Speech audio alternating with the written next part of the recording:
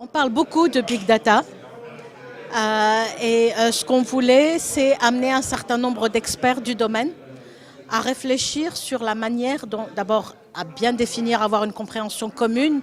de ce que sont les big data et à la manière dont on peut les utiliser au service de l'Afrique.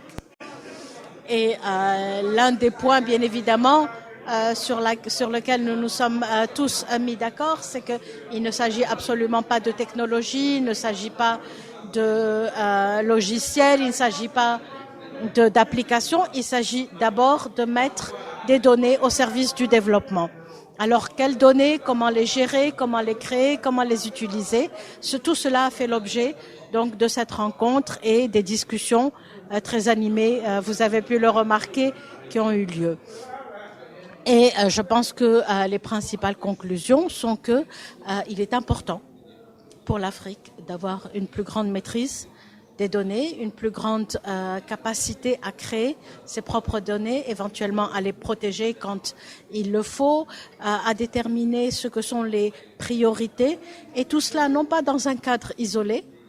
mais dans le cadre d'une vision très claire des développements, et notamment les plans qui sont en train d'être mis en œuvre pour les agendas 2063 de l'Union africaine et des pays africains et l'agenda 2030, donc les objectifs de développement durable. Je crois que c'est effectivement un sujet qui est encore aujourd'hui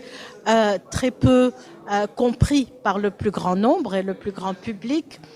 Alors, est-ce qu'il faut mettre en place une stratégie de communication? Très certainement. Il y a des concepts à vulgariser, il y a des mythes à effacer, il y a un certain nombre d'informations à partager. Nous le faisons dans un cadre, nous voyons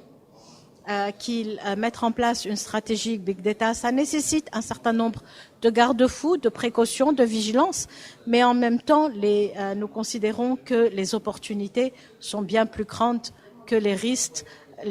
si tant est que nous soyons conscients de ces risques. Il existe déjà des forums régionaux et sous-régionaux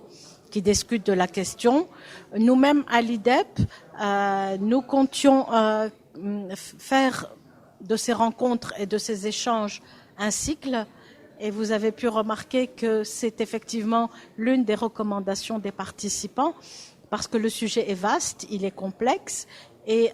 il y a un accompagnement à faire, un accompagnement du secteur public, mais également de tous les autres acteurs, et dans le cadre d'un développement inclusif et participatif, je pense que c'est important qu'on puisse se revoir de manière régulière et amener tous les acteurs à parler de ce sujet-là ensemble et mettre en place des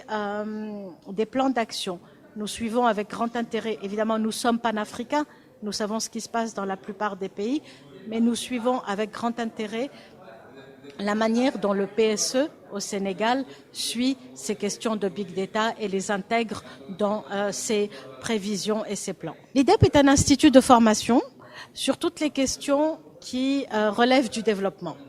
Et donc, d'abord la planification, parce que c'est notre corps de métier, je dirais, mais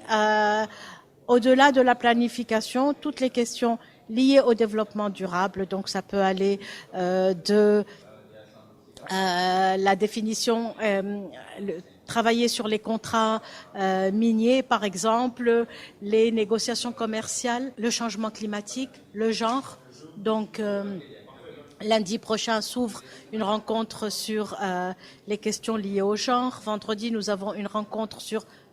femmes et changement climatique, les politiques agricoles, les politiques commerciales, les politiques industrielles, etc., etc.